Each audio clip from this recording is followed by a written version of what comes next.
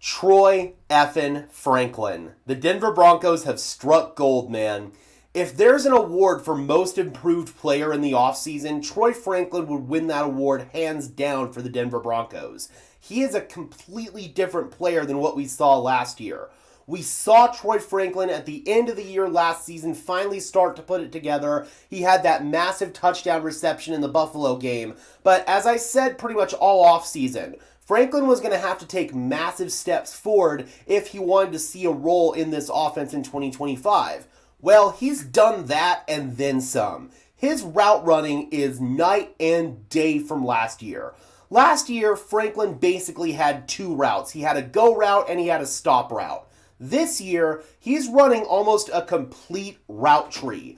I didn't expect that going into the season, and that just is a testament to how hard Franklin has been working trying to get better, and it's also a testament of how good this offensive scheme is at developing young wide receivers. We saw it last year with Marvin Mims, we're seeing it this year with Troy Franklin, so really good stuff. In last night's preseason game against the Arizona Cardinals, Troy Franklin, 3 catches, I believe 60 yards, don't quote me on that, 2 touchdowns. And both of those touchdowns were really nice plays. One of them was a stutter fade that was placed perfectly back shoulder by Jarrett Stidham. And then the other one was an out and up that was basically to the turkey hole of the defense. And again, it was a perfect throw by Jarrett Stidham. Just really good stuff. But the route running from Troy Franklin on both of those plays, the stutter wheel, the stutter fade, whatever you wanted to call it there on the first one, and then that out and up that he ran on that turkey hole shot. I mean, you don't see Troy Franklin run those routes a year ago. You just don't. So that's a testament to Troy Franklin just growing and getting better in this offense in year 2, and I'm so excited for it. Excuse me. Now, what role is Troy Franklin actually going to fill in this offense? Everybody wants to talk about who's going to be the number 1 receiver, who's going to be the number 2 receiver, who's going to be the number 3 receiver. In reality, it's a more nuanced and complex conversation than that. We should be talking about who's going to be the X receiver, who's going to be the Z receiver, who's going to be the slot receiver. And I understand that some of that nerdy football talk can go over people's head, so I want to go ahead and bring in a visual demonstration here of what that looks like. So this is an I formation. You've got a fullback in there, so there are only 2 wide receivers on the field. Let's just pretend that there's a slot receiver here and this fullback's not on the field just for the intents and purposes of this exercise. This was the best visual demonstration that I could find. So the X receiver, you see here that he's lined up on the ball, on the line of scrimmage. What that means is the X receiver is going to be seeing a lot of press coverage, a lot of physical coverage at the line of scrimmage. You're going to have to fight through contact. You're going to have to fight to not get jammed at the line of scrimmage. Courtland Sutton is your X receiver.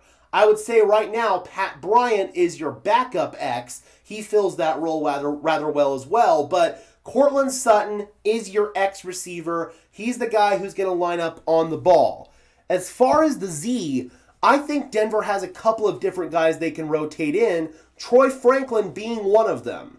Marvin Mims is likely going to be your predominant starting Z, but with how much Sean Payton mixes up his personnel groupings, there'll be plenty of options there for where Troy Franklin can come in and he can line up at Z, and Mims can be in the backfield, or he can be in the slot, or you can have Mims as your Z and then have Franklin as your slot guy.